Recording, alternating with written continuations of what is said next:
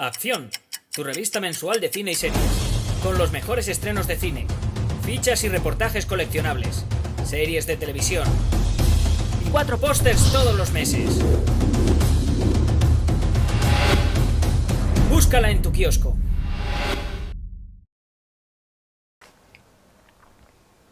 Hola, muy buenas amigos, amigas, seguidores, seguidoras del canal Asunción en YouTube. Aquí estamos otra vez, Jaime Vicente Echagüe, convocado una vez más por Agustín. El señor Agustín nos ha pedido que hablemos de una película del año 2002, una película dirigida por Steven Soderbergh, una película protagonizada, entre otros, por George Clooney, por Natasha McElhone, por Jeremy Davis y Viola Davis.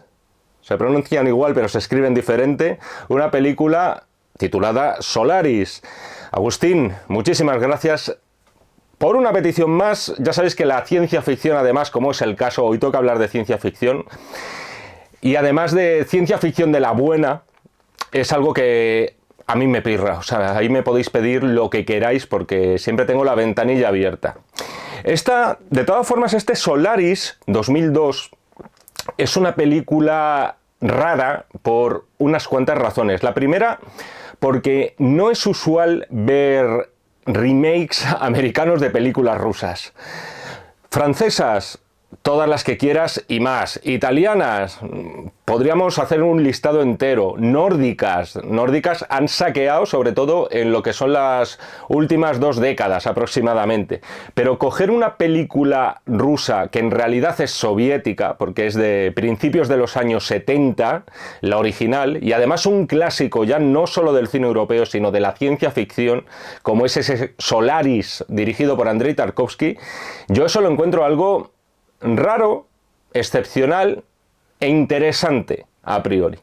Es una película extraña también esta, porque cuenta con un director como Steven Soderbergh. Es muy ecléctico Soderbergh en cuanto a géneros, muy ecléctico también en cuanto a tonos, es decir, puede pasar de hacer una película 100% minimalista y super indie y después sacarse una nueva entrega de Ocean's 11 con todo el merchandising detrás.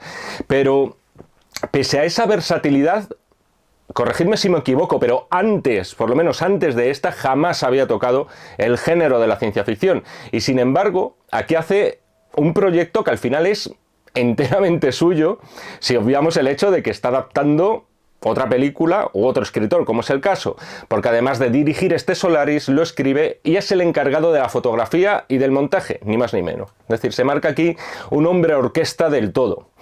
También a mí me sorprende mucho este Solaris por contar como productor ejecutivo con el señor James Cameron. Este sí, por cierto, al contrario que Soderbergh, que era novato en estas lides, este sí una voz autorizada dentro de la ciencia ficción. En su caso, al parecer, se habló de la posibilidad de que dirigiera a él esta película. Y se puede entender por qué, viendo después algunas de las cosas que ha hecho James Cameron en este campo. Sin embargo, Soderbergh se mostró muy interesado, contra pronóstico, y Cameron, que no dirigía, por cierto, desde Titanic, es decir, estamos yendo como 5 años o por ahí sin dirigir, y no lo volvería a hacer, de hecho, hasta Avatar, dijo, ¿por qué no? Vamos a confiar en Steven Soderbergh. Pero lo más importante de todo, este Solaris es una película extraña porque está en las antípodas de los espectáculos de ciencia ficción que suele ofrecer Hollywood.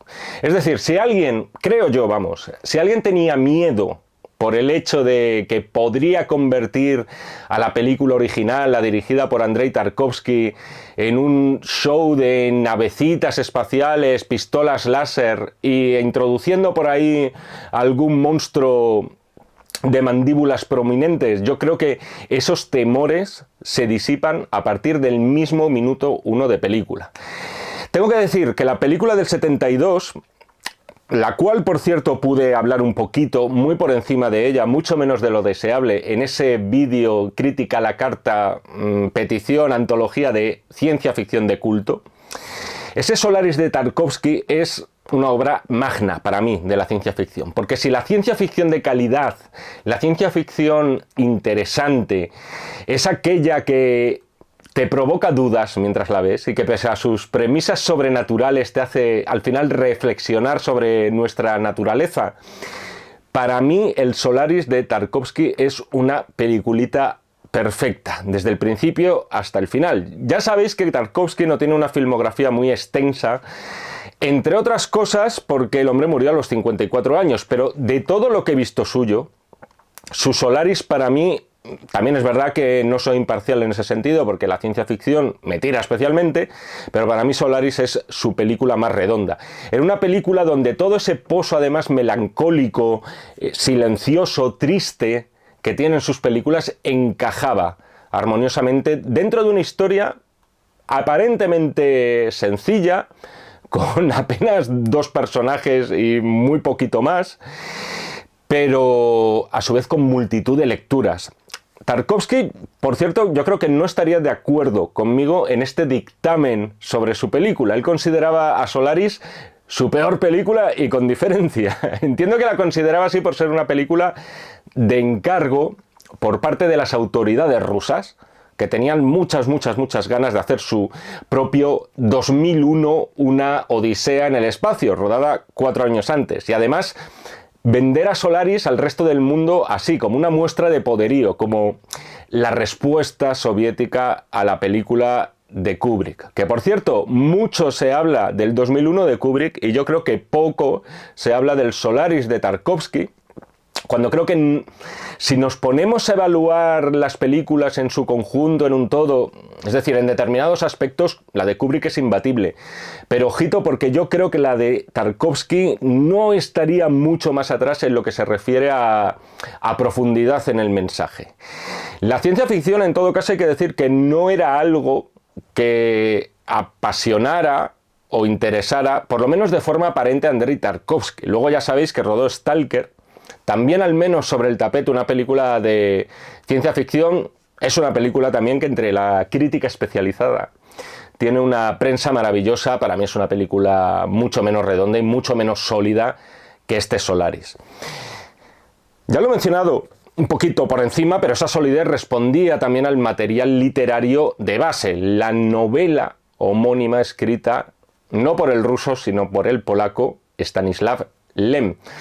Con sus diferencias, pero al final las preguntas que lanzaba Lem en esa novela estaban también en la película de Tarkovsky. Y, oh sorpresa, y aquí viene sobre todo lo que quiero poner en valor de esta crítica a la carta que nos ha pedido Agustín, oh sorpresa, también te las encuentras en la película de Soderbergh. He visto las 2 versiones, además, he visto los 2 Solaris con poco tiempo de diferencia y os tengo que decir que al final, en lo que se refiere al pozo filosófico, no he encontrado una diferencia abismal entre las 2 películas. Y os diría que casi tampoco en lo narrativo. La de Soderbergh se toma su tiempo también, o sea, prefiere la sugerencia y los mensajes implícitos antes que lo explícito. Pero es verdad que si peca de algo, este Solaris 2002, es de ofrecer más explicaciones que la película de Tarkovsky. Pero por lo general yo creo que para los amantes de la ciencia ficción, digamos, seria y adulta, me parece una película a tener en cuenta este Solaris de Soderbergh. A mí, claro, a mí me parece para tener en cuenta, no al público que la condenó a un sonoro fracaso de taquilla. No era la propuesta que el público esperaba, quizá viendo el nombre de George Clooney, aquí en su momento, vamos a decir, de mayor lozanía, es decir, ya convertido en una estrella, pero con 40 y pocas primaveras, porque a los 40 y tantos podemos seguir hablando de primaveras y no de otoños, como todo el mundo sabe. La película no recuperó el presupuesto invertido, que no era escaso. Es decir, estaba cerca de los 50 millones de dólares. Y es una pena porque eso ha provocado que esta película caiga en el más absoluto de los olvidos. En resumen, para mí, una película muy notable, una película que además no la de Soderbergh, no lo podemos decir, porque en todo caso era la película de Tarkovsky la que fue influyente en ese sentido, pero que también fue culpable la de Tarkovsky en introducir en la temática de ciencia ficción por aquel entonces, que podría ser bastante pulp y bastante simple, otras lecturas. Yo creo que al final, otras lecturas quiero decir más profundas, más filosóficas, más existenciales. Yo creo que Soderbergh rinde su homenaje a ese tipo de ciencia ficción y ese es el motivo por el cual le doy a la película 4 estrellas sobre 5. 4 sobre 5 que le voy a sacudir.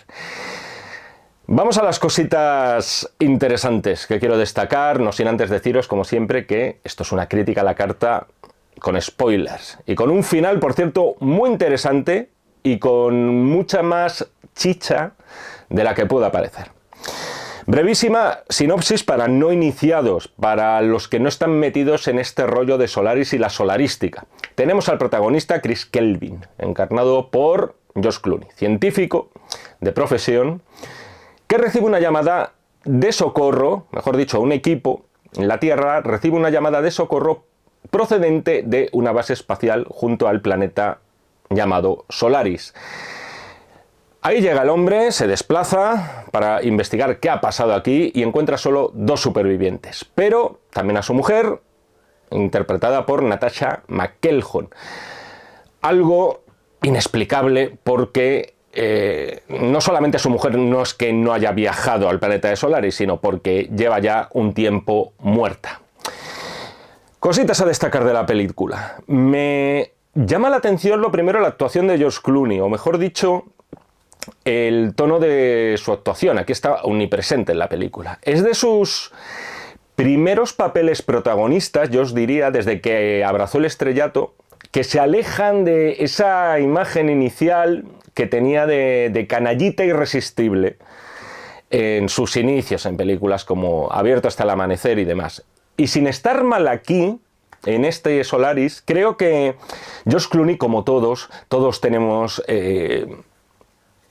margen de maniobra. Y el bueno de George, yo creo que han mejorado este tipo de papeles con los años. Para que os hagáis una idea, está en un registro no muy lejano al que desplegó en Siriana, película, por cierto, si no recuerdo mal, por la que le dieron el Oscar al mejor actor secundario. Estaba estupendo, engordes y entradas postizas aparte. Pero sin embargo, aquí se nota que Clooney estaba en ese camino de ser un actor mucho más versátil de lo que parecía indicar en sus inicios. El planteamiento de la peli. El planteamiento, hay que decir que es mucho más directo. Eso es verdad que en la de Tarkovsky. En 7 minutos tenemos la presentación del protagonista, Chris Kelvin, muy solísimo, en una ciudad lluviosa, de clima gris, yendo a reuniones además de ayudas para personas que han perdido a sus seres queridos, y también en esos 7 minutos se nos mete lo que es el inicio de la peripecia espacial de la película. Una llamada de advertencia de una estación espacial situada cerca de ese planeta llamado Solaris y que investiga una serie de fenómenos relacionados con un enorme océano que se encuentra en ese mismo planeta. Es una película que al espectador que busca, y los hay, y es muy respetable, pero que es lo que busca, que quiere que se lo den todo masticado, una peli como esta les va a resultar muy frustrante. No se dan en realidad detalles de nada. Me estoy refiriendo sobre todo al principio. Yo creo que en la parte final, como os decía antes, sí que se deja todo atado y bien atado. Pero al principio es que es minimalista en lo que se refiere a la dosificación de información. O sea, ¿quiénes son estos tipos? ¿Son de un gobierno? ¿Son de una agencia espacial? ¿Qué hacen en Solaris exactamente? ¿Qué están investigando? Pero si se piensa bien, y lejos de lo que pueda parecer, la película en realidad lo que está haciendo es ir directamente al grano. O sea, prescinde de explicaciones de detalles que podemos considerar casi circunstanciales para ir directamente a lo que es el meollo del asunto. No importa lo que estuviera haciendo allí toda esa misión espacial cuando llega el personaje de George Clooney. O sea, vemos ahí lo que lo que verdaderamente importa y lo que interesa es cuando George Clooney ha aterrizado allí, ha aterrizado en la estación y empieza a ver manchas de sangre en las paredes, empieza a ver 2 bolsas de cadáveres, empieza a ver de forma también inexplicable un niño correteando por ahí por la nave, algo insólito porque obviamente no viajaban niños a bordo. Todo esto para mí, es lo que os quería decir, ya te mete en un misterio mucho más atractivo y sugerente que saber qué estaba haciendo o qué estaba investigando todo ese equipo de científicos de Solaris, o de dónde pertenecen. ¿Por qué aparece un niño que no había viajado con ellos? Porque básicamente lo que está haciendo este océano de Solaris es reproducir copias de gente, de personas que la tripulación llevan en sus recuerdos. Y además coinciden que es gente que han perdido. Puede ser un hijo, como es en este caso, puede ser una mujer que ha fallecido. Y eso ocurre con el personaje de George Clooney. O sea, su mujer fallecida, y eso lo veremos a través de sucesivos flashbacks. Se le aparece en la nave también a él. Esto es lo que os decía de esa premisa que luego hemos visto reproducida en otras películas, como puede ser una super fallida que es Esfera, de Barry Levinson, si no recuerdo mal, con un repartazo, estaban por allí Dustin Hoffman y Sharon Stone, entre otros, y también en películas para mí mucho menos pretenciosas, pero muy disfrutables, como puede ser Event Horizon, Horizonte Final. Para más datos sobre esto os remito al vídeo de ciencia ficción de culto. Hay una frase clave que pronuncia uno de los astronautas en la película, ya fallecido, y que, sin embargo, deja su testamento en vídeo. No queremos otros mundos, y se refiere a la raza humana en general. Lo que queremos son espejos. Y esta frase es verdad que es una reflexión a la cual creo que podemos llegar nosotros mismos cuando vemos una película como este Solaris. Pero no me parece mal que se pronuncie, porque da la sensación de que desde tiempos inmemoriales, cuando hemos mirado al cielo, hemos estado mirando las estrellas, hemos estado fantaseando con ellas, y a la literatura de ciencia ficción hay que remitirse aquí, en realidad da la sensación de que no buscamos tanto otros mundos donde comenzar de nuevo, es decir, no buscamos tanto la novedad. Lo que estamos haciendo en realidad es intentar trasladar lo que tenemos en la Tierra a esos planetas. O sea, es un cambio de mentalidad importante. No es tanto tú adaptarte al planeta, sino que el planeta que tú vayas a colonizar se adapte a ti. Lo que hacemos, y de ahí la frase del personaje, es eso, es buscar espejos, buscar, por así decirlo, realidades alternativas o mundos en los que en realidad no dejamos de ser nosotros mismos, pero eso sí, sin todos los lastres y sin todos los errores que hayamos podido cometer en el pasado. Esto es como cuando tomas una decisión de, por ejemplo, de dejar un trabajo o dejar una relación sentimental, pensando que todo eso es fuente de tus problemas. Y una vez que estás liberado de esos presuntos yugos, descubres que en realidad sigues siendo igual de desgraciado. Es decir, sigues cargando con esos mismos problemas. Es una sensación muy desazonadora, y en eso consiste en realidad la filosofía que encerraba el Solaris original y que también encierra este Solaris de Soderbergh. La principal novedad en lo que argumento se refiere, ya que cito el Solaris de Tarkovsky, es que Soderbergh muestra numerosos flashbacks, como os he dicho antes, para narrar cómo fue la relación en la Tierra entre el protagonista, entre George Clooney y su mujer llamada Reya. Por cierto, ya que hablo de Reya y de la actriz Natasha McElhone, una actriz de mirada enorme, de cierta tristeza en la mirada también, que aquí encaja además como un guante, que nunca acabó para mí sorprendentemente de dar el salto al, vamos a decir, a la visa oro de Hollywood, es decir, al estrellato total y definitivo, como parecía que lo podía hacer por aquel entonces, sobre todo después de sus papeles en el show de Truman, especialmente, ¿verdad? Que era un papel más secundario, y en Ronin, como Robert De Niro. Quizá, espero que no, pero quizá el fracaso de esta película también al final pudo tener algo que ver. Lo curioso es que a George Clooney no le afectó en absoluto y sin embargo a Natasha sí. En estas secuencias románticas, por cierto, me hacen gracia porque vemos al Soderbergh más indie, el Soderbergh hipster, que yo creo que es un término afortunadamente ya en desuso, pero creo que se encaja también con esa vertiente del cine independiente que de algún modo, y en otra vertiente muy diferente a la de Quentin Tarantino, Soderbergh también fue responsable de que la industria pusiera sus ojos en los llamados cineastas indies o cineastas independientes. Tened en cuenta el debut de Soderbergh, por lo menos su primera película, que fue un exitazo, y una película de marcada estética e incluso espiritualmente muy indie, que fue Sexo, Mentiras y Cintas de Vídeo. Aquí en todo caso estoy hablando de una vertiente indie en estas secuencias románticas, por lo menos en lo estético, porque la película, en primer lugar, y eso está más que claro, es una película de ciencia ficción. Pero muy inmediatamente habría que decir que estamos ante un drama romántico. Muy romántico, pero no ese romanticismo almibarado de besos y revolcones en el parque y en el pajar. O sea, todo es mucho más frío, si se quiere, o por ejemplo, casi siempre ese tipo de secuencias las estamos viendo en interiores, es decir, no esas secuencias románticas en plena naturaleza y demás. Además, con ese look del cine independiente, es decir, de un poco el montaje abrupto, no son secuencias que puedas identificar en el primer momento como si fueran secuencias románticas, con un tipo de música también alejada de los clichés y de los cánones románticos.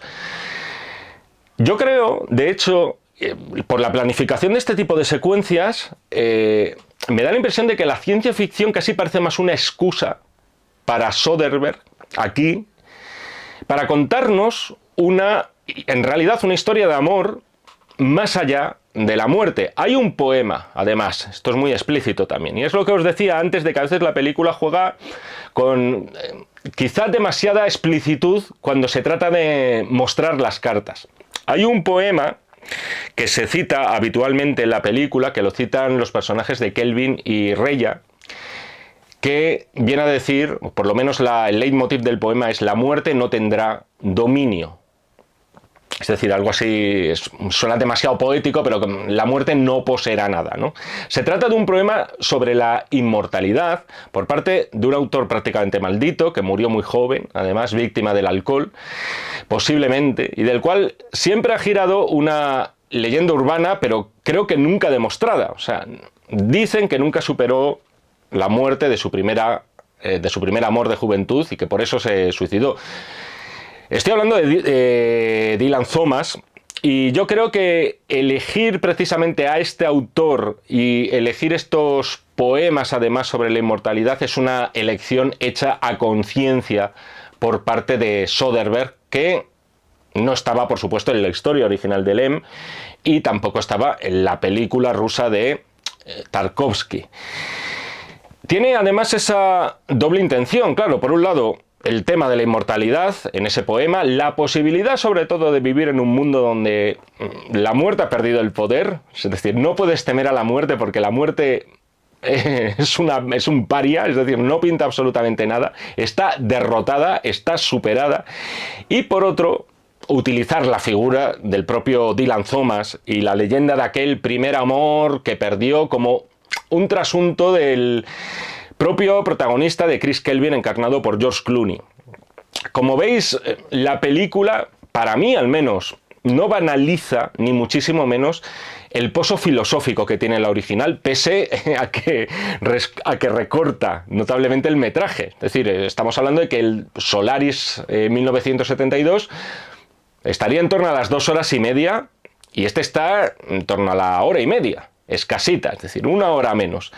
De hecho, lo que os vengo comentando en el vídeo, si algo se le puede acusar en todo caso a la película de Soderbergh, es la de hacer más explícitos mensajes y precisamente ese pozo intelectual que tenía la peli original. Más masticado todo, o sea, si queréis, pero no hasta ese punto. Yo lo detecto así, no hasta ese punto de... Me están tratando por idiota un poco. En plan, no, si yo ya lo pillo todo, no hace falta que me esté recordando todo el rato que esto es una película sobre el amor, la muerte y cómo el amor puede vencer a la muerte, que eso sería un poco la conclusión que podemos sacar de estos Solaris. Yo noto cierto respeto, es decir, por la inteligencia del espectador, y a ese principio bastante abrupto en lo que se refiere a las intenciones de la tripulación y de los humanos en Solaris, me vuelvo a remitir. En uno de esos flashbacks, por cierto, donde se muestra al personaje de Raya cómo va poco a poco entrando en una depresión, hay una escena entre científicos en la que se manejan los conceptos que Soderbergh ha querido plasmar en su guión, vamos a decir, aunque sea una adaptación, el guión es suyo. El tema ya mencionado de la mortalidad. Raya dice que somos los únicos seres vivos conscientes de nuestra mortalidad. Y también se desliza una reflexión sobre cómo proyectamos a Dios, al Dios que sea, al Dios que quiera cada uno, para dar sentido a esa vida finita, con fecha de caducidad, como si fuéramos los famosos replicantes, que tenemos en este mundo. Y aquí viene la gran pregunta al final, es decir, ¿qué son exactamente estas visiones que están viendo los tripulantes de la nave? ¿Quiénes son estas copias? ¿Son al final un efecto químico producido por el famoso océano de Solaris? Si así fuera, me digo a mí mismo, no tendría sentido que los personajes de Viola Davis y Jeremy Davis, que interpretan a los hermanos Davis, que interpretan a los otros supervivientes de la estación, no deberían ver a Raya, a la mujer muerta de George Clooney, por lo menos del mismo modo que la ve George Clooney, porque en un momento dado están interactuando entre todos. Después está el comportamiento de la copia de Raya en la estación. En su primer encuentro con George Clooney, con el personaje además de Clooney totalmente incrédulo a lo que está viendo, tienen una conversación en la que, si os fijáis, Natasha McElhone guiña los ojos de forma muy forzada. O sea, al menos en una ocasión. O sea, es una cosa exageradísima. Y además con esos ojos, claro, prácticamente puedes notar cómo te abanican cuando se abren y se cierran, ¿no? A mí en ese momento me ha parecido que, fuera quien fuera el personaje, lo que está claro es que ese personaje está en ese momento aprendiendo a ser humano. Es decir, copiando gestos humanos como puede ser guiñar los ojos. Otro detalle que me ha parecido interesantísimo es el hecho de que la copia de Raya trata de suicidarse en la estación bebiendo oxígeno líquido y, sin embargo, vemos que resucita. Y Raya dice que ya ha intentado suicidarse porque su marido la recuerda como una suicida. Pero por otro lado, en otra secuencia muy impactante hemos visto cómo Chris Kelvin mete a Raya en una cápsula y la lanza al espacio, consciente de que lo que está viendo no puede ser real. Aunque sea una alucinación, tiene que hacer desaparecer físicamente esa alucinación. Y sin embargo, Raya vuelve a aparecer. ¿Qué podemos sacar de conclusión de todo esto? Es decir, estamos ante unos seres, visiones, procesos químicos de nuestro cerebro, como queráis llamarlos, que en realidad están hechos, están fabricados a partir de nuestros recuerdos. Recuerdos que pueden ser bien placenteros, y hay momentos para el placer también, para el personaje de Chris Kelvin, pero también muy dolorosos. O sea, no son seres, parece que tengan, a pesar de lo que he dicho de lo de los ojos, eso es un detalle. Al final, si vemos el proceso del personaje, no parece que sean seres con capacidad de cambiar, de redimirse, de algún modo de aprender, porque su suerte parece que ya está escrita ¿por quién? Por nosotros mismos, por la proyección que hacemos sobre ellos, por el recuerdo que atesoramos de ellos. Al final son proyecciones de nuestros recuerdos, y de ahí que sea pertinente esa frase de la cena que os decía antes, de que los seres humanos proyectamos a un Dios por miedo a morir. Básicamente es eso, queremos que haya siempre algo más, no queremos la nada absoluta. En este caso, como la muerte de ese ser querido ya se ha consumado, lo que hace Solaris es decirnos: lo deseas, te lo voy a dar, te proyecto esa copia, y luego me cuentas, claro. Pero ¿con qué fin, con qué objeto, por qué hace eso Solaris o qué pretende demostrar? Quizá lanzarnos un mensaje de que los recuerdos deben permanecer en nuestra memoria, porque han sido tan deformados para lo bueno y para lo malo con el paso del tiempo que su materialización puede destruirnos, como le ha pasado buena parte de la tripulación de Solaris. Lejos de ser balsámico, al final el regreso de esas personas que creían perdidas ha sido un desastre, es decir, ha sido una tortura. Dicho de otro modo, esas copias nos hacen pensar al final que Dios, la naturaleza, el milagro de la vida, lo que queráis, nos brindan como una segunda oportunidad.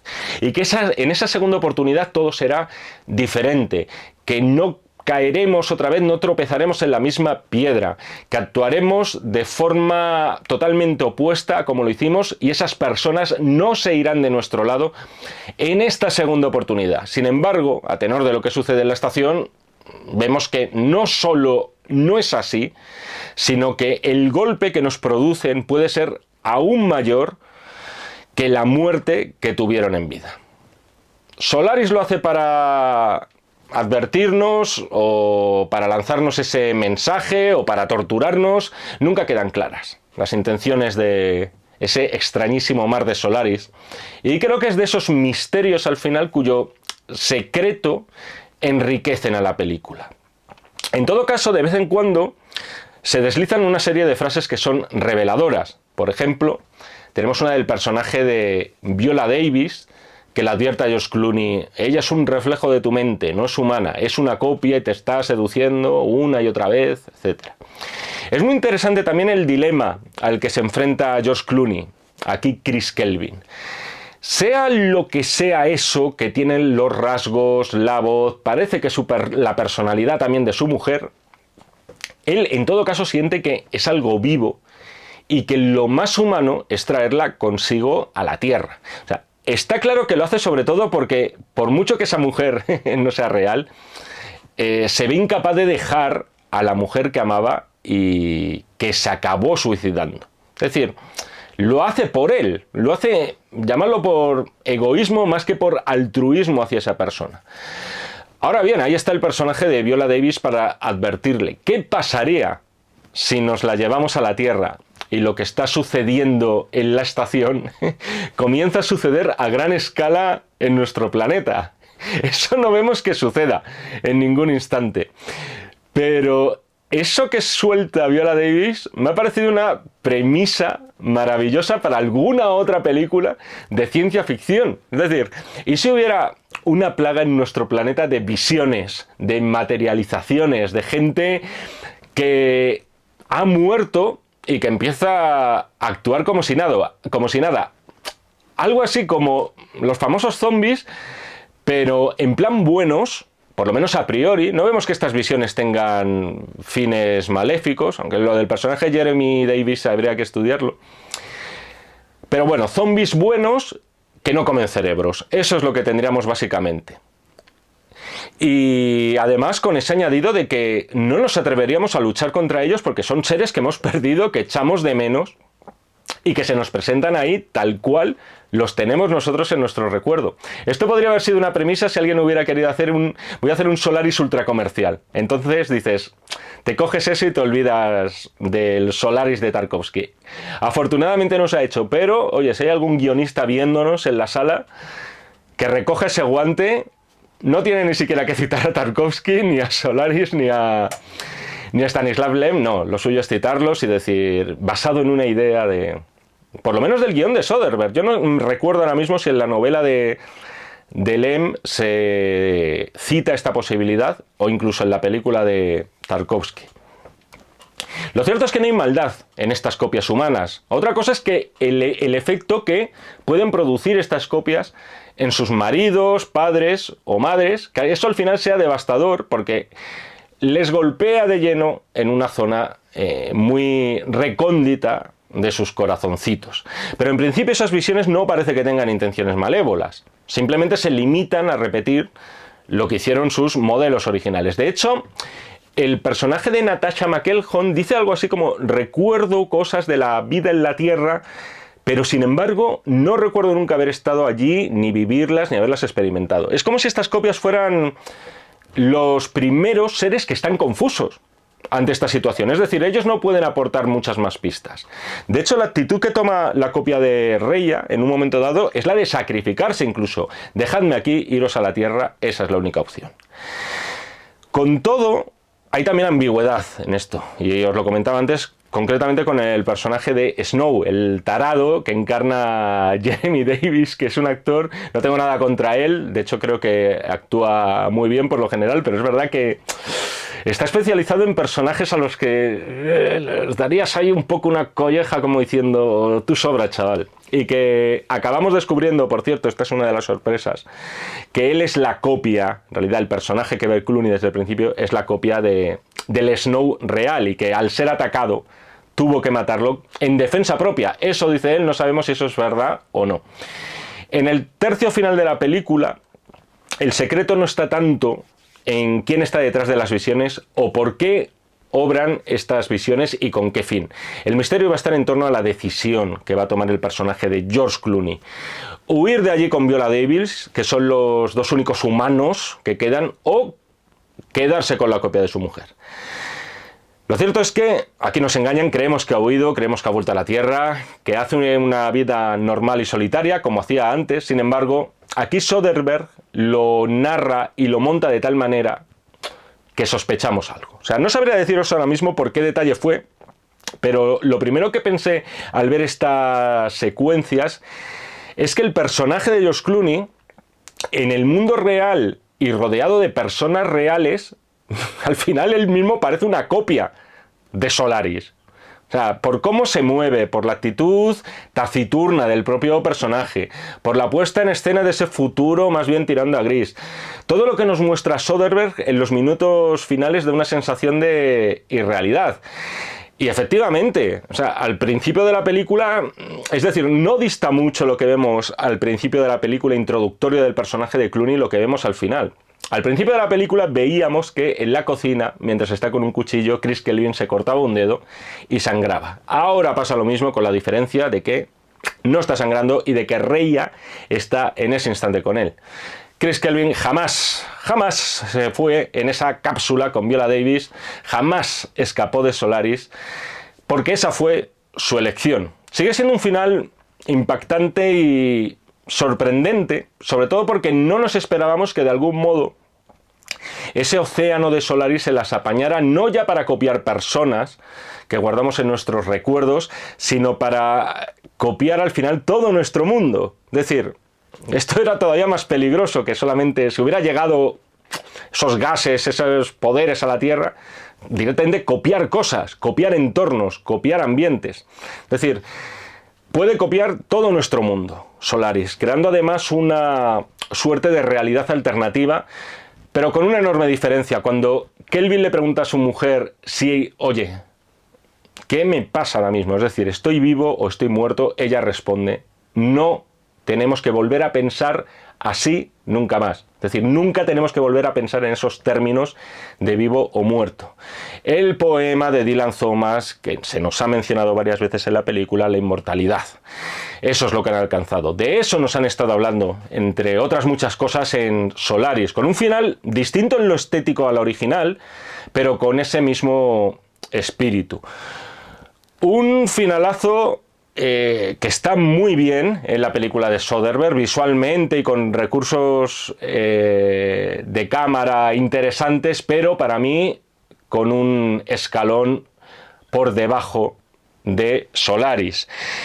Pero con todo, para mí, este acercamiento, este fracasado, habría que decir, si nos ceñimos a términos comerciales, acercamiento de Soderbergh a la ciencia ficción y a su empeño en ofrecer una ciencia ficción, vamos a decir, adulta y de calidad, yo creo que nunca está de más reivindicarse.